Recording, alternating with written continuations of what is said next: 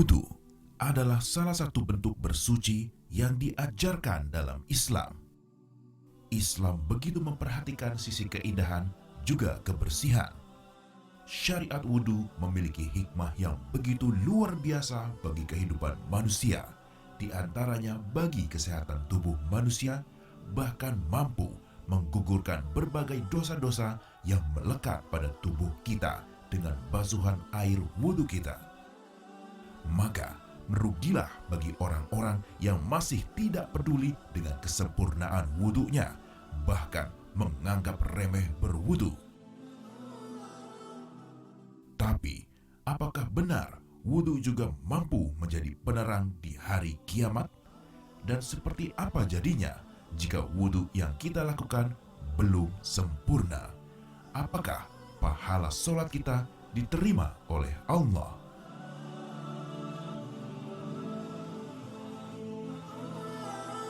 Ya, Masya Allah ya Bu ya, tadi tayangan tadi benar-benar bermanfaat buat kita. Jadi kita nih benar-benar harus sempurna wudunya. Insya Allah ini mengingatkan kita juga. Kalau gitu langsung aja deh, ini kita kasih kesempatan dulu ya Bu ya. Jadi sebelum lanjut tausiah kita kasih kesempatan dulu untuk bintang tamu kita untuk bertanya nih.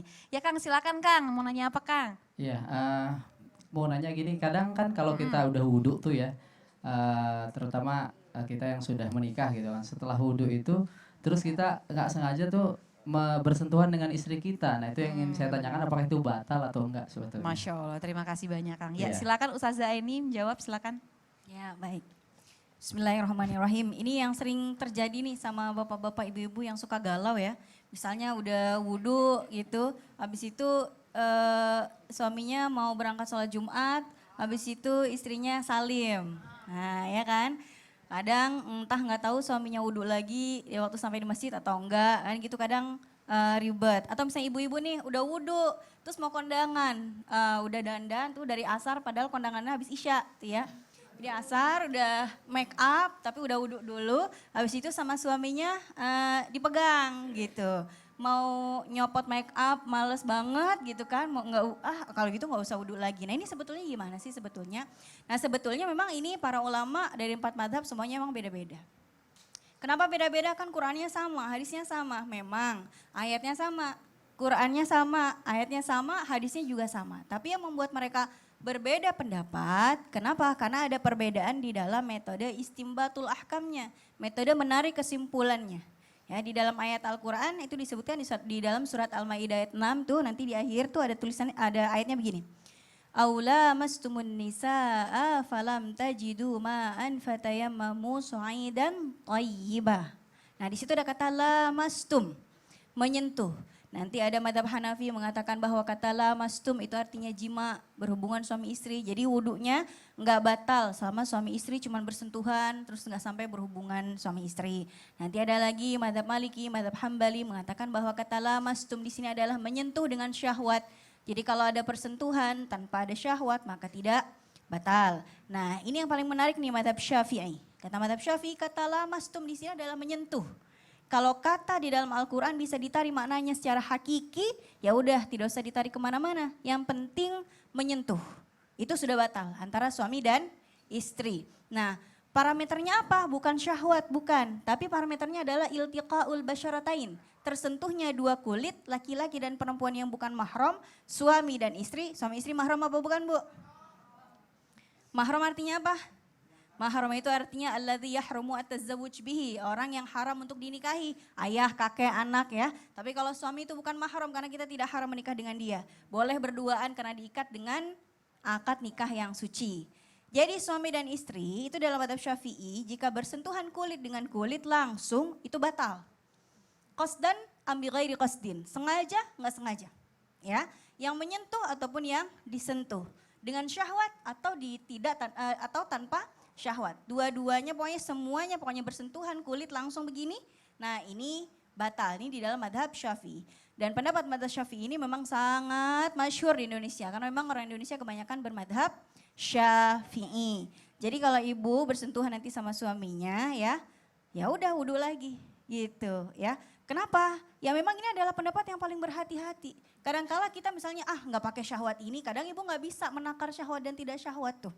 Ya misalnya ibu cubit-cubitan sama suami, itu pakai syahwat atau enggak? Nah, kadang kita ragu-ragu juga parameternya syahwat atau enggak syahwat, kadang kita juga bingung. Tapi kan lagi berantem sama suami, enggak ada syahwat ini, belum tentu juga. Namanya suami istri ada rasa cinta, ya enggak? Nah, jadi pendapat yang paling hati-hati di sini dari 4 madhab ini memang madhab Syafi'i. Selagi bersentuhan kulit dengan kulit itu batal. Tapi kalau misalnya bersentuhannya itu dihalangi oleh hail, penghalang, baju, itu enggak batal. Suami megang tangan ibu nih yang ada bajunya nih begini, nah itu nggak batal. Kenapa? Karena ada hail, ada penghalang antara kulit dengan kulit. Atau suami menyentuh tubuh ibu, anggota tubuh ibu tapi yang nggak ada kulitnya. Contohnya apa Bu? Rambutnya, rambut ibu lagi dibelai ya, sayang gitu ya. Nah itu nggak batal. Atau yang misalnya nggak ada kulitnya lagi apa Bu? Kuku. Nah kukunya ibu dipegang sama suami, nah itu nggak batal. Kenapa? Karena kuku itu bukan kulit. Apalagi Bu yang bukan kulit? Gigi Bu. Misalnya Ibu habis makan sambal, nyisa satu tuh ada cabai di giginya. Sama suami diambilin gitu selama tidak menyentuh kulit bibirnya, itu nggak batal. Kenapa? Karena gigi nggak ada kulitnya. Apalagi Bu yang nggak ada kulitnya? Bola mata tuh Bu, nah itu. Allah ya Allah. Jadi kalau ibu-ibu lagi ngomel melotot sama suaminya diculak begitu, nah itu nggak batal wudhunya. Tapi habis itu sama ibu ditampol, enggak ya Bu ya, nggak boleh ya. Jadi kalau misalnya bersentuhan yang tidak ada kulitnya seperti rambut, gigi, kuku, dan bola mata ini tidak batal. Tapi itu jarang-jarang kejadian. Yang seringan terjadi sentuhan itu tangan. Tangan ya Nah benar. makanya benar, Ustazah. kalau ibu habis wudhu nih bilang sama suaminya, Papa, Mama udah wudhu, jadi jangan colek-colek lagi. Kalau mau colek di baju aja. Masya gitu ya Allah. kira-kira. Berarti luar biasa sekali informasinya ya Ustazah. Berarti memang luar biasa, tepuk tangannya dong Bu. Masya Allah. Karena emang aku pun juga begitu Ustazah. Ya biasa kan mau sholat Jumat misalnya jadinya salim gitu. Jadi nanti suami sampai di masjid wudhu lagi aja Iya, gitu. benar, Jangan sampai Masya kita Allah. ragu-ragu, was-was segala macam. Karena kalau kita was-was sholatnya jadi enggak khusyuk. Enggak khusyuk, gitu. Masya Allah. Terima kasih Ya, banyak Ustazah, sama-sama, silakan Bu duduk Eca. kembali. Bu!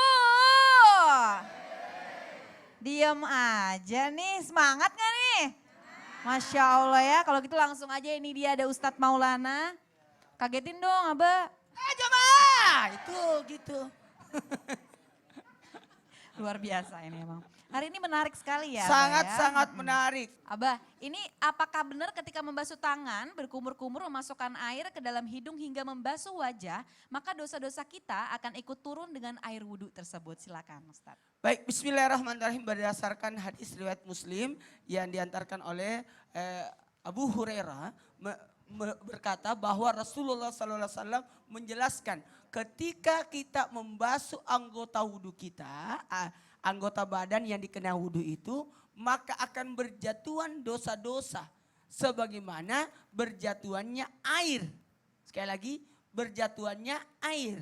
Makanya makruh hukumnya sesudah wudhu apa? Melap.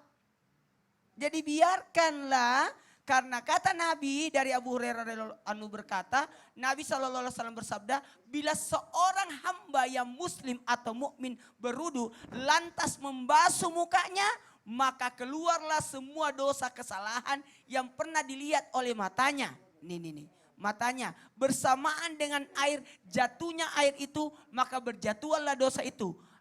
Sampai akhirnya, jadi sebaiknya jangan melap. Jangan dilap. Supaya berjatuhan dosa-dosanya. Ibu kalau sudah wudhu melap enggak? Enggak. Bahkan ada salat sunat wudhu kan? Salat sunat wudhu itu batasnya selama masih basah anggota wudhu. Karena kapan dia kering? Oh sudah berakhir salat sunat wudhunya, enggak bisa lagi karena sudah habis waktunya. Karena waktu salat sunat wudhu itu ketika masih basah. Nah, kemudian apa lagi? Dosa-dosa mata, dosa hidung. Ini kan dosa luar biasa. Mata itu kan susah juga. Apalagi bila dia membasuh kedua tangan, maka akan keluarlah dosa dari kedua tangannya. Setiap dosa itu akan jatuh bersamaan dengan air. Di mana kedua tangan itu yang pernah dia perbuat. Apa? Maaf, memukul orang. Nih hati-hati nih. Orang yang tidak bersalah dia pukul atau bersamaan juga dengan air sampai akhirnya air itu berjatuhan. Sekiranya kita lihat air di bekas wudhu itu berwarna hitam kemerah-merahan. Sekiranya kita lihat. Tapi karena kita tidak lihat, jadi seakan-akan. Maka banyak tadi, makanya jangan menggunakan air mustakmal dan sebagainya. Ibu, jamaah. Masih ada dosa? Masih. Apalagi masih banyak dosa. Apalagi bila dia membasuh kedua kakinya, maka keluarlah dosa dari kedua segala dosa kesalahan bersama dengan air. Di mana kedua kakinya pernah berjalan untuk melakukan kesalahan ataupun dosa tersebut.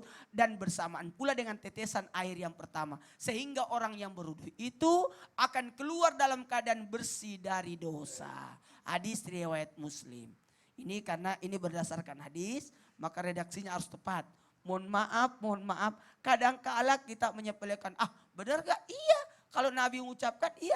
Mohon izin kepada semuanya, dosa dan kesalahan itu kita tidak tahu. Maka semoga kita bersih dari dosa lewat apa? Jalur wudu, amin. Jalur wudu, sehingga cucu Rasulullah SAW, Sayyidina Usain, dan itu ketika berwudu itu sudah pucat wajahnya. Kenapa? Karena akan menghadap kepada Allah. Jadi ketika wudu aja sudah takut. Jadi sebaiknya dari wudu aja kita sudah memasuki ibadah. Bahkan mohon izin kepada semuanya, sehingga wudu ini menjadi pembersih buat kita. Makanya ketika berwudu jangan berbicara. Gimana kabarnya? Tidak bisa. Karena wudu ini adalah ibadah. Ngobrol, berbicara. Kalau perlu di tempat wudu ada tulisan, dilarang berbicara. Nah, karena kenapa? Di sini adalah rangkaian ibadah sebagai penyempurna ibadah kita. Bahkan penggugur dari dosa-dosa kita lewat jalur mana? Lewat jalur pembasuhan. Makanya sempurnakan. Jangan sampai ada tertinggal. Karena ini akan jadi cahaya dari kemudian. Amin. Bahkan penanda, nanti dari kemudian kan banyak orang. Siapa yang menandakan yang namanya umat Rasulullah SAW? Yang mana? Di mana ada bekas wudunya. Di mana itu? Yang dikena air. Makanya jangan sampai tidak sempurna. Kasihan juga itu anggota wudu yang tidak dikena air. Masya Allah. Jadi Ustadz, jadi kalau bisa jangan dilap ya Ustadz ya kalau Jangan habis dilap. wudu ya. Jangan diangin-anginkan. Kecuali kalau ada tamu mungkin Iya. ya. Siapa tahu tamunya Ustadz Maulana kan mau gak mau Oh dilap. iya, harus Masya Allah. Ya baik, terima kasih banyak Ustadz Maulana. Boleh tepuk tangan ya Bu. Bu. Ini masih ada tausiah lagi nih Bu dari Habib Muhammad, Masya Allah. Habib, ayo ya Allah. Punten nih Habib nih. Kayaknya pada demen banget nih ngeliat Habib nih. Masya Allah.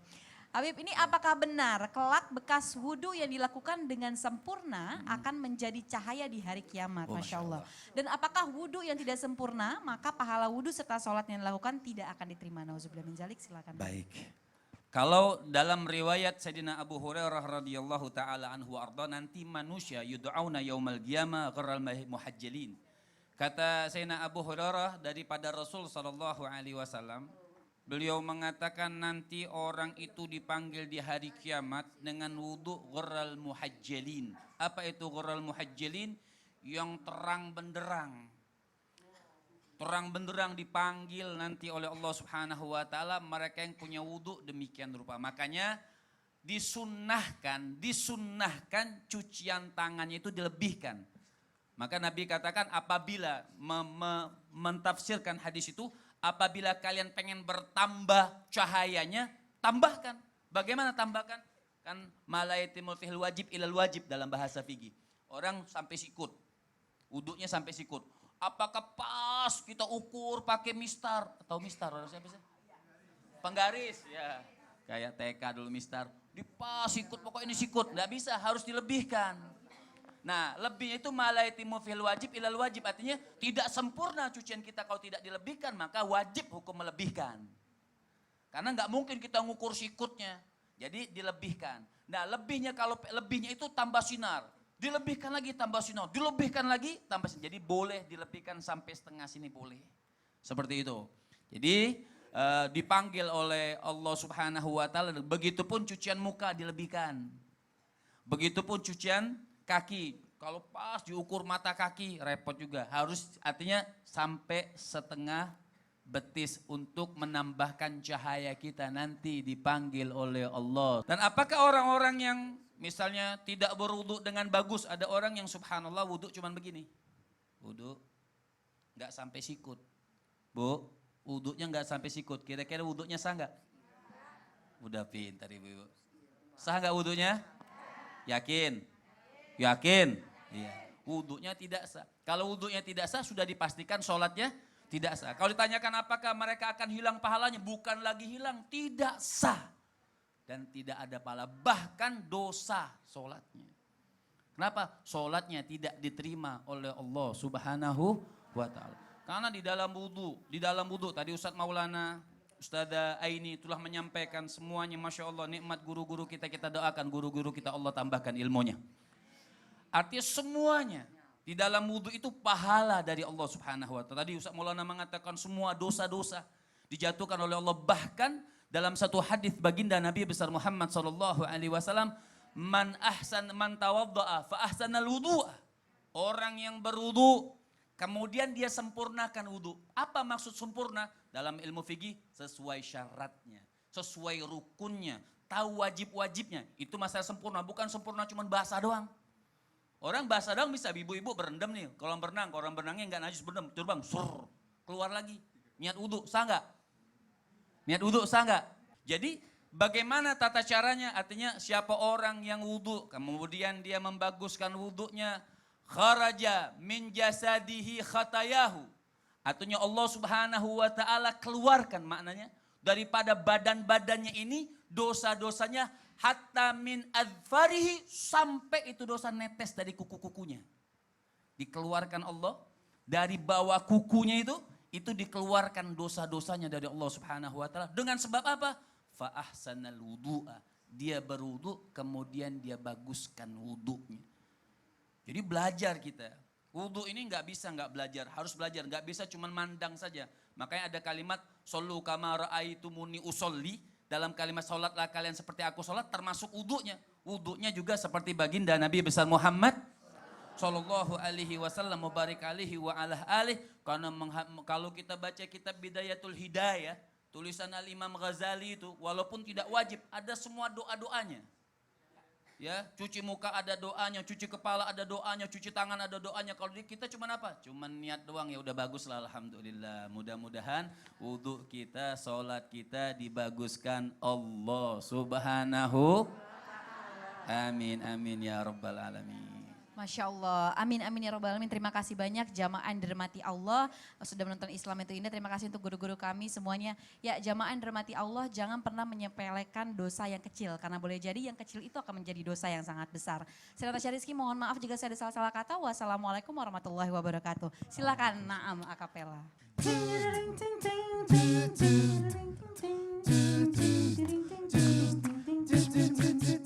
Ayo kita semua anak manusia yang tak luput dari dosa. Tak ada satupun yang hidup sempurna, karena status kita hamba. Yang maha sempurna ya Allah Ta'ala, karena status Allah Tuhan kita.